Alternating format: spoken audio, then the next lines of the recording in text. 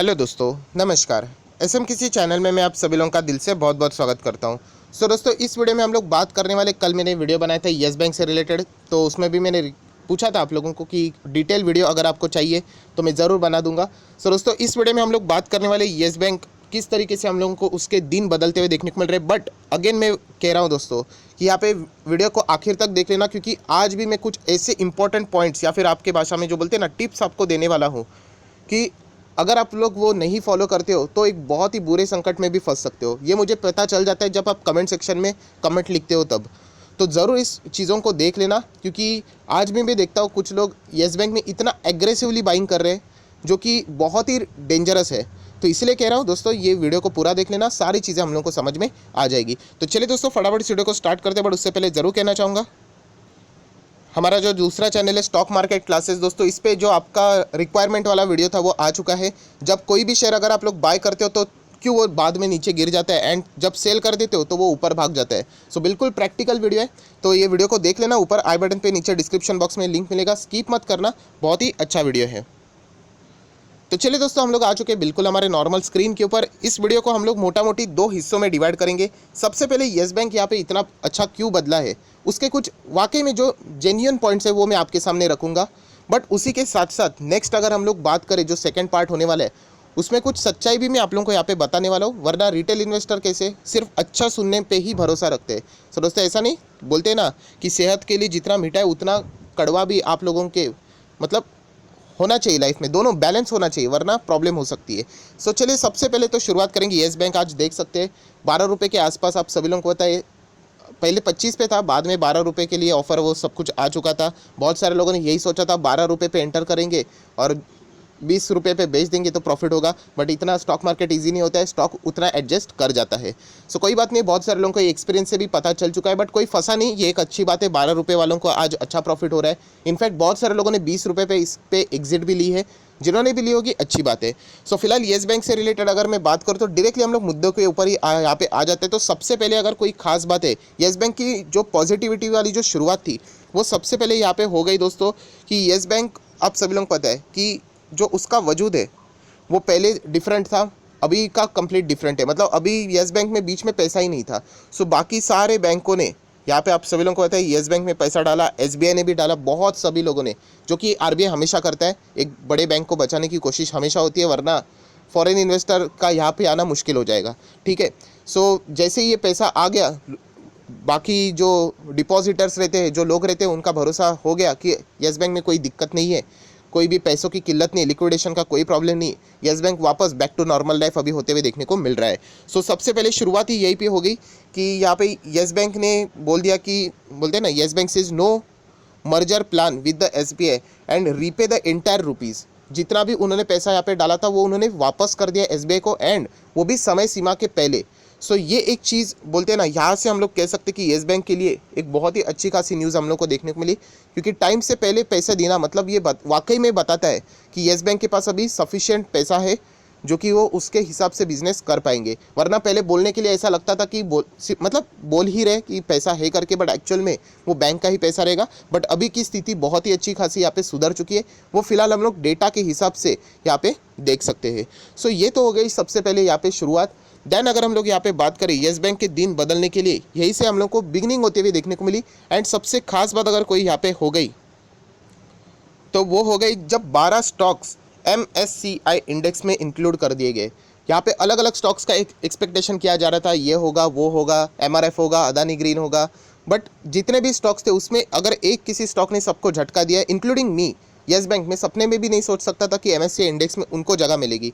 MSCI index में जगह मिलना मतलब, मैं अगर बहुत ही आसान भाषा में आपको बोल दूँ, जैसे आप लोग बोलते हैं ना म्यूचुअल फंड कैसे और निफ्टी 50 इंडेक्स को देख के पैसा लगाते हैं, क्योंकि इतना बड़ा करोड़ों रुपया लगाना है, लार्ज कैप में लगा देंगे तो सेफ रहता है, आप सभी लोगों को पता है। वैसे ही फॉरेन इन्वेस्टर की अगर हम लोग बात करें, वो MSCI इंडेक्स इंडिया का ज़रूर देखते हैं। मतलब उसमें जो स्टॉक्स रहते हैं, एक प्रतीत होता है कि यस उसमें अच्छा परफॉर्मेंस हो सकता है, तो हम लोग समझ सकते हैं कि इंडिया में जो इन्फ्लो आएगा वो इन्हीं स्टॉक्स के माध्यम से फॉरेन इन्वेस्टर के थ्रू हम लोग को मिल सकता है। ये कोई गारंटी वाली बात नहीं है, बट एक चीज़ मैं आपको यहाँ पे बता रहा हूँ। एंड इसीलिए आप लोगों को पता होगा कि कोटक महिंद्रा बैंक 1200 से 1800 1900 क्यों भागा, क्योंकि उसके थ्रू ज़्यादा पैसा आने की सबसे ज़्यादा संभावनाएं थी। इसीलिए MSCI इंडेक्स में यहाँ पे येस बैंक को जो जगह मिली ये बहुत ही सरप्राइजिंग बात थी। एंड इसीलिए हम लोग कह सकते हैं और एक अच्छा खासा न्यूज़ हम लोग को यहाँ पे देखने को मिला था। ये था पॉइंट नंबर 2 दोस्तों। उसके बाद अगर हम लोग बात करें जो रिसेंटली अभी जो सारी चीज़ें हम लोगों ने यहाँ पे देख ली, वो थी आप सभी लोगों को पता है मार्केट कैपिटलाइजेशन से रिलेटेड एमफी। आप सभी लोगों को पता है mutual fund in India association, जो हम लोगों ने चीज़ यहाँ पे देखी कि 5 तारीख जनवरी, ये बहुत ज़्यादा इंपॉर्टेंट रहने वाला है। वो लिस्ट यहाँ पे प्रेजेंट करेंगे कि कौन से स्टॉक्स मिड कैप प्रमोट हो चुके हैं, small cap to mid cap to large cap. So large cap में अगर एंट्री करनी है तो आप सभी लोगों को मतलब लार्ज कैप मतलब हम कह सकते हैं कि उसके लिए जो मार्केट कैपिटलाइजेशन की रिक्वायरमेंट होती है वो लगभग 26,700 करोड़ ऐसा कुछ होती है, 26,000 या 27,600 करोड़, एग्जैक्टली नंबर्स याद नहीं है बट उतनी ही रिक्वायरमेंट होती है। एंड अगर हम लोग यहाँ पे बात करें फिलहाल येस बैंक का जो मार्केट कैपिटलाइजेशन है वो बहुत ही हाई लेवल पे यहाँ पे जा चुका है, नियर बाय 400 बिलियन का है। सो जो रिक्वायरमेंट है उसके ऊपर ही हम लोग को क्लियर कट देखने को मिल रहा है, ऑल्दो वो सस्टेन भी होना चाहिए, जो कि फिलहाल के हिसाब से हम लोग को यहाँ पे देखने को मिल रहा है। मार्केट कैपिटलाइजेशन में इसके पहले भी बोल चुका हूँ कैसे निकालते हैं, मार्केट प्राइस पर शेयर इनटू जो नंबर ऑफ शेयर्स रहते हैं उसका आप लोगों को मार्केट कैपिटलाइजेशन मिल जाएगा। जिसका मार्केट कैपिटलाइजेशन जितना ज़्यादा वो कंपनी उतनी बड़ी, शेयर प्राइस कितना भी बड़ा हो वो कंपनी उससे डिसाइड नहीं होता है, राइट। अगर ऐसा होता तो आज एमआरएफ नंबर 1 होती है एंड रिलायंस नंबर 1 नहीं होती है। सो ये चीज़ आपको पता होनी चाहिए। जो लोग नए आते हैं उनको ये लगता है कि एमआरएफ नंबर 1 है, वो तो उन्होंने बोनस स्प्लिट नहीं दिया इसके लिए वो ऊपर है। एनीवेज हम लोग कंटिन्यू कर लेते कि मार्केट कैपिटलाइजेशन की जो बात जैसी सामने आई तो यहाँ पे बहुत ही ज़्यादा उम्मीदें बढ़ गई। क्यों, इससे एक फ़ायदा क्या होता है दोस्तों, मार्केट कैपिटलाइजेशन अगर आप लोग लार्ज कैप कैटेगरी में आ जाते हो सो आपको निफ्टी नेक्स्ट 50 में आने का मौका मिल सकता है। निफ्टी नेक्स्ट 50 में आने का मौका मिला तो उसमें कौन सी बड़ी बात है, उसमें अगर वो आ जाते हैं तो वो निफ्टी नेक्स्ट 50 में से ही कोई तो शेयर निफ्टी 50 में भी सिलेक्ट किया जाता है। सो हम लोग कह सकते हैं कि इसी के कारण ये सारी चीज़ें हम लोग को यहाँ पे पॉजिटिविटी से होते हुए देखने को मिल रही है। हालांकि निफ्टी 50 में वापस क्या कमबैक कर पाएगा येस बैंक, ऑलमोस्ट डिफिकल्ट लग रहा है कि वापस उनके जो एक्सपर्ट है निफ्टी के वो शायद से नहीं लेंगे ऐसा मुझे लगता है। बट नेक्स्ट 50 में भी अगर मिल गया निफ्टी के नेक्स्ट 50 में तो भी बहुत बड़ी बात है। एंड इसके लिए तो रिक्वायरमेंट चाहिए लार्ज कैप के नीचे तो वाले रहते नहीं है स्टॉक।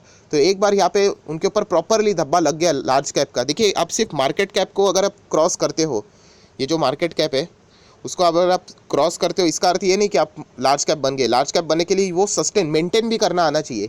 एक बार टच करके कोई बड़ी बात नहीं होती है, उसको सस्टेन रखना पड़ता है। सो वो सारी चीज़ें म्यूचुअल फंड अगर एक बार यहाँ पे कर देगी तो बाकी म्यूचुअल फंड की भी नज़र किसके ऊपर आ जाएगी, येस बैंक के ऊपर ऑटोमेटिकली आ जाएगी। एंड स्टॉक बहुत ही लोअर लेवल पे मतलब 12-20 रुपये के आसपास देखने को मिल रहा है। सो ये एक रीज़न था जो कि जहाँ से हम लोग को येस बैंक के दिन और भी बदलते हुए देखने को मिले।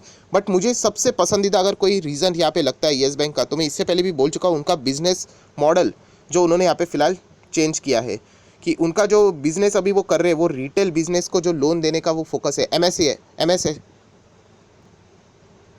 एमएसएमई, माफ़ कीजिएगा थोड़ा, एमएसएमई एंड जो छोटे बिजनेस है एंड रिटेल बिजनेस को जो ज़्यादा लोन देते हैं वो बैंक हम लोगों ने देखा है सक्सेसफुल है। एचडीएफसी बैंक में बार बार रिपीट करते रहता हूँ क्योंकि आपके दिमाग में छप जाना चाहिए कि एचडीएफसी बैंक का सक्सेस का कारण यही कि उनका रिटेल जो बिजनेस है ना वो ज़बरदस्त स्ट्रॉन्ग है।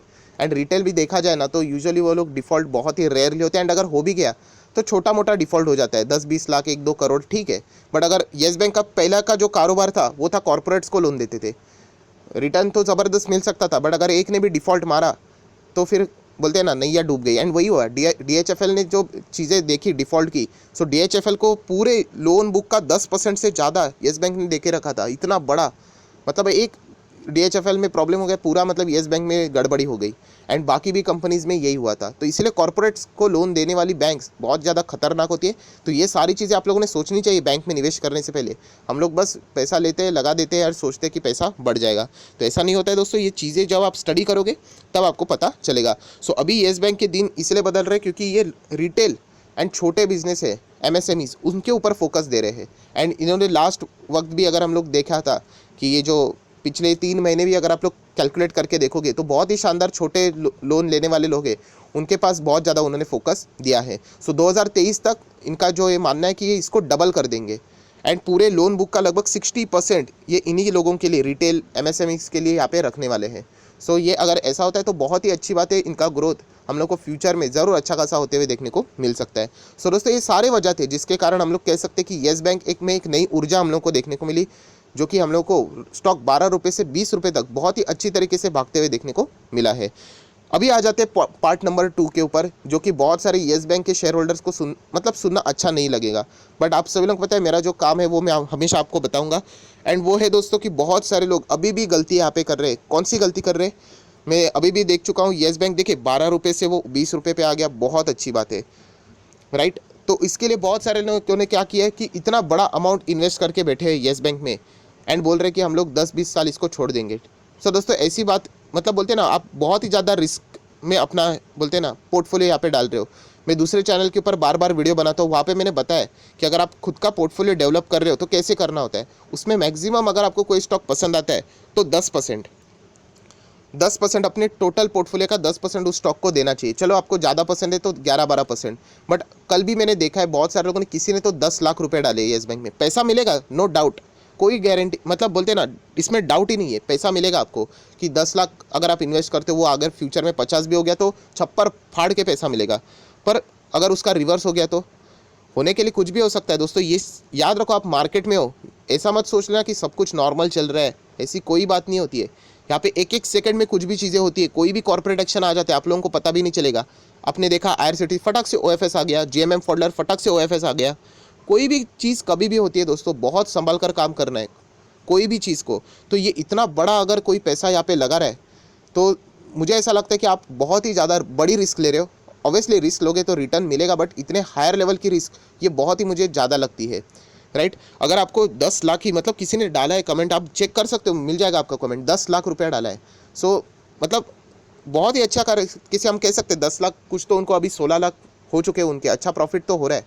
बट सोच के देख लेना कि अगर ये वापस नीचे आ गया, अभी मार्केट सब कुछ अच्छा चल रहा है, फेवरेबल डिसीजंस चल रहे हैं, Q3 के नंबर्स अभी तक आए नहीं है, सब कुछ ठीक है। हमेशा मैं आपको कहता हूँ वर्स्ट सिचुएशन पकड़ के चलो।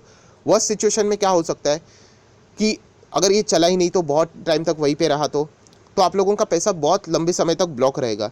तो ऐसे सिचुएशन में, इससे पहले भी मैं आपको बोल चुका हूँ कि अगर किसी के पास इतना बड़ा पूंजी है तो अच्छे क्वालिटी स्टॉक में लगाओ। मैं इससे पहले बता चुका हूँ कि बहुत सारे लोग पूछते हैं सर क्या आपके पास येस बैंक है। ऑब्वियसली मैं इतना बताता हूँ आप लोगों को, डेफिनेटली है, बट मेरा हमेशा पहला जो फोकस रहेगा वो HDFC बैंक के पास रहेगा, कोटक महिंद्रा बैंक के पास रहेगा, ICICI बैंक के पास रहेगा।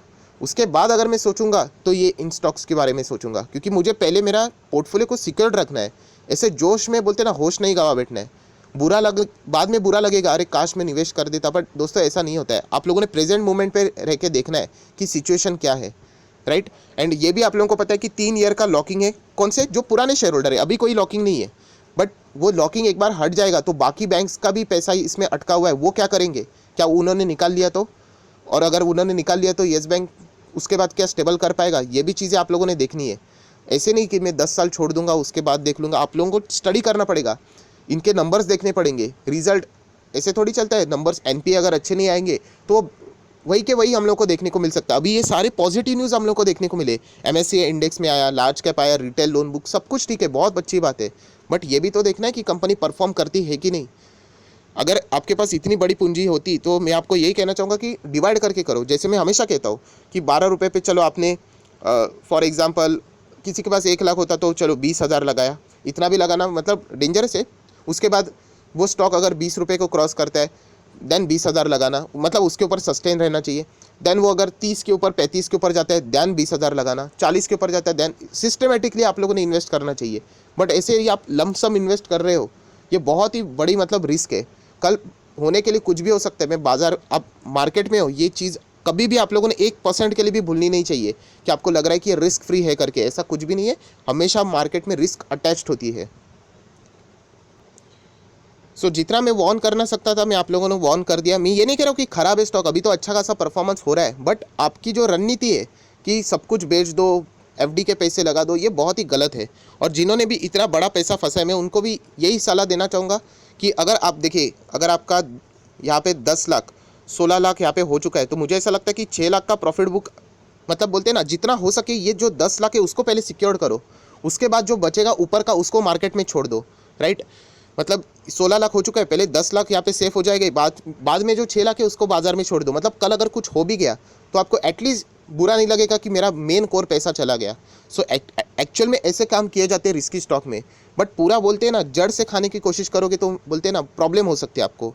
सो ये चीज़ें मैं आपके ऊपर छोड़ रहा हूँ क्योंकि पैसा है, डिसीजन भी आप ही को लेना है। हो सकता है ये स्टॉक आगे जाके बहुत अच्छा करेगा और होगा भी, पर याद रखना कि इसके लिए वक्त लगेगा। ये भी चीज़ मैं आप लोगों को बताना चाहूँगा कि जो मैं हमेशा आपको बताता हूँ, बाजार 250 दिन चलता है, 230 दिन आपके अगेंस्ट चलेगा, 20 दिन आपके फेवर में। सो ये 20 दिन जो अभी येस बैंक आपके फेवर में चल रहा है, मतलब आपने देखा होगा 12 से जो 20 अभी हुआ है वो पिछले कुछ हफ्तों में ही हुआ है, उसके पहले ही तो पूरा पड़ा हुआ था, आप सभी लोगों को पता है। सो 20 दिन में अच्छे रिटर्न्स मिलते तो आपने अपने ऊपर का आपा खोलना नहीं चाहिए। जितना आप लोगों के पास पैसा होता है वो पूरा कभी भी नहीं लगाना होता है, जितना हो सके सिस्टमेटिकली आप लोगों ने इन्वेस्ट करना होता है। सो ये चीज़ें मैं इससे पहले भी बोल चुका हूँ, बार बार बोलूँगा, चाहे वो आप लोग बोलते हैं ना सोने वाला चिड़िया वाला भी शेयर लेके आओगे, फिर भी मैं आपको ज़्यादा से ज़्यादा 10 से 12 से 15%, चलो मैक्स टू मैक्स लगाने की बोलूँगा, उससे ज़्यादा नहीं, क्योंकि बाजार है, बाजार में कुछ भी हो सकता है। ये चीज़ आपको समझ में आनी चाहिए, वरना बहुत सारे लोग ऐसे यहाँ पे ट्रबल में आ चुके हैं। सो ये भी बात आपको यहाँ पे पता होनी चाहिए। तो अच्छे के साथ साथ मैंने आप लोगों को वार्निंग भी यहाँ पे दी है कि कैसे संभाल कर आप लोगों ने यहाँ पे काम करना होता है। स्टॉक मार्केट है ये इसीलिए वीडियो इतना लंबा जा चुका है, क्योंकि वाकई में मुझे चिंता होती है कि जब मैं कमेंट पढ़ता हूँ कि बहुत बड़े पैमाने के ऊपर लोग यहाँ पे इन्वेस्ट करके बैठे हुए हैं। सो ये सारी चीज़ों का विचार आप लोगों ने करना चाहिए, बस इतना ही मेरा मकसद है, कोई डराने का मकसद नहीं है, इतना ही मैं आपको बोल सकता हूँ। फाइनल डिसीजन एज यूजुअल आप ही करेगा, क्योंकि पैसा आपका है, बाय करना है सेल करना है वो आप ही के ऊपर है। मैं सिर्फ आपको ये एक बोलते हैं ना सोचने के लिए ये वीडियो बनाया है कि आप इस बारे में भी ज़रूर सोचिए एंड उसके अकॉर्डिंगली डिसीजन ले लीजिए। सो आई आशा करता हूँ वीडियो पसंद आया होगा, तो ज़रूर लाइक करना, दोस्तों के साथ शेयर करना, तो उनको भी ये सारी बातें पता चल जाएगी। So that's it, thank you very much दोस्तों, we will be meeting our next video, तब तक के लिए बाय बाय।